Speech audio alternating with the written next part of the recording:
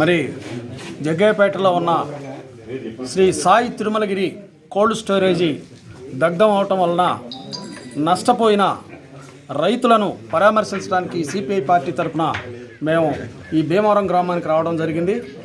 మేము ఒకటే చెప్తా ఉన్నాం, దాదాపు 350-400 మంది రైతులు కష్టార్జితాన్ని తీసుకెళ్ళి ఆ సాయి తిరుమల కోల్డ్ స్టోరేజీలో పెట్టడం వలన మరి రైతుకు గిట్టుబాటు ధర లేకపోవడం వల్ల కోల్డ్ స్టోరేజీలో పెట్టడం జరిగింది. అదే క్రమంలో యాజమాన్య నిర్లక్ష్యం, అదేవిధంగా మానిటరింగ్ చేసే ఈ మార్కెటింగ్ శాఖ వాళ్ళ నిర్లక్ష్యం వలనే మరి ఆ కోల్డ్ స్టోరేజీ తగలపడడం జరిగింది. దానికి పూర్తి బాధ్యత యాజమాన్యమే తప్పిదం. అదేవిధంగా ప్రభుత్వం కూడా దీనికి బాధ్యత వహించాలి. సరైన మానిటరింగ్ లేదు. దాని వలన నష్టపోయింది ఎవరయ్యా అంటే ఈ 450 మంది రైతులు నష్టపోయారు. వాళ్ళు కుటుంబాలు మొత్తం కూడా రోడ్డున పడే పరిస్థితి ఏర్పడది. వాళ్ళు ఒకటే ఆవేదన తెలియజేస్తూ ఉన్నారు.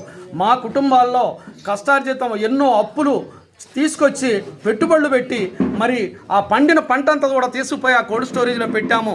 ఈ రోజున ఆ నష్టం ఆ నష్టపరిహారం మాకు గనక ఇవ్వకపోతే మా కుటుంబాలు మరి పూర్తిగా అగాధంలో పడే పరిస్థితి ఏర్పడుతుంది. కాబట్టి ప్రభుత్వం తక్షణమే స్పందించి నష్టపరిహారాన్ని ఇవ్వకపోతే రోజుకొక ఫ్యామిలీ మరి ప్రమాదానికి గురయ్యే పరిస్థితులు ఏర్పడుతున్నాయి. అంటే ఆత్మహత్యలు చేసుకునే పరిస్థితికి వస్తామని చెప్పి ఆ రైతులు ఆక్రందన వ్యక్తం చేస్తున్నారు.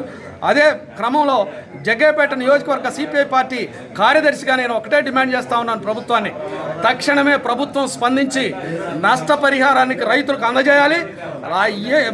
అందజేయని పక్షంలో రైతులతో కలిసి సిపిఐ పార్టీ ఏ పోరాటానికైనా సిద్ధపడుతుందని చెప్పి ఈ సందర్భంగా ప్రభుత్వాన్ని డిమాండ్ చేస్తూ ఉన్నాం.